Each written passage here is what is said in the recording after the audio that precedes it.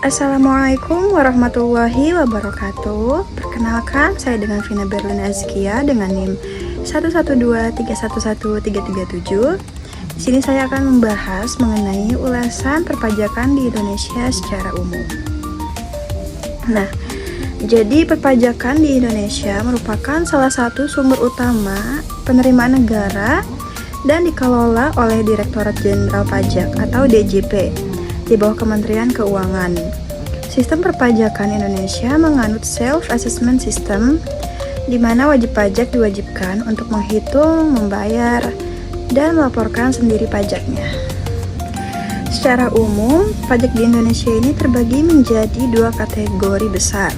Yang pertama, pajak pusat, yaitu yang dikelola oleh pemerintah pusat, contohnya itu seperti pajak penghasilan atau PPh, pajak pertambahan nilai atau PPN, pajak penjualan atas barang mewah atau PPNBM, bea materai, pajak atas transaksi tertentu seperti PPh final. Yang kedua, itu pajak daerah yang dimana dikelola oleh pemerintah daerah, yaitu provinsi, kabupaten, atau kota, seperti pajak kendaraan bermotor, pajak hotel, pajak restoran, pajak reklam, pajak bumi dan bangunan perdesaan dan perkotaan atau PBB P2. Beberapa isu yang sering muncul dalam sistem perpajakan di Indonesia ini antara lain adalah tingkat kepatuhan pajak yang belum optimal, kompleksitas regulasi pajak, dan tantangan dalam menjangkau sektor informal.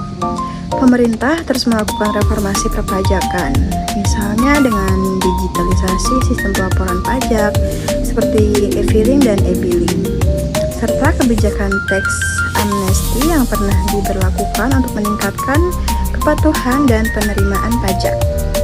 Reformasi pajak terbaru termasuk implementasi Undang-Undang HPP atau harmonisasi peraturan perpajakan yang mencakup perubahan tarif PPN, pengenalan pajak karbon, dan penyesuaian tarif PPh orang pribadi dan badan. PPN atau pajak pertambahan nilai ini dikenakan atas konsumsi barang dan jasa kena pajak di wilayah Indonesia. Tarif terbaru per 1 Januari 2025 itu sebesar 12%. Sebelumnya itu 11% pada tahun 2022 sampai dengan tahun 2024. Yaitu barang dan jasa yang dikenai PPN hampir semua barang atau jasa kecuali yang dikecualikan seperti bahan pokok tertentu, layanan kesehatan, dan pendidikan.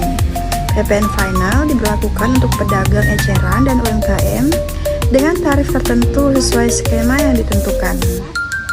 Platform digital asing seperti Netflix, Spotify, dan lain-lain tetap diwajibkan memungut dan menyetorkan PPN atas jasa digital yang dikonsumsi di Indonesia. PPh atau pajak penghasilan adalah pajak atas penghasilan yang diterima oleh wajib pajak baik pribadi maupun badan. PPh orang pribadi yaitu dengan tarif baru pada tahun 2025, penghasilan sampai 60 juta yaitu sebesar 5%, 60 juta sampai dengan 250 juta sebesar 15%, 250 juta sampai dengan 500 juta yaitu 25%, 500 juta sampai dengan 5 miliar itu sebesar 30%, di atas 5 miliar itu sebesar 35%. Kenaikan tarif di atas 5 miliar ini berlaku sampai dengan UU HPP dan masih relevan pada tahun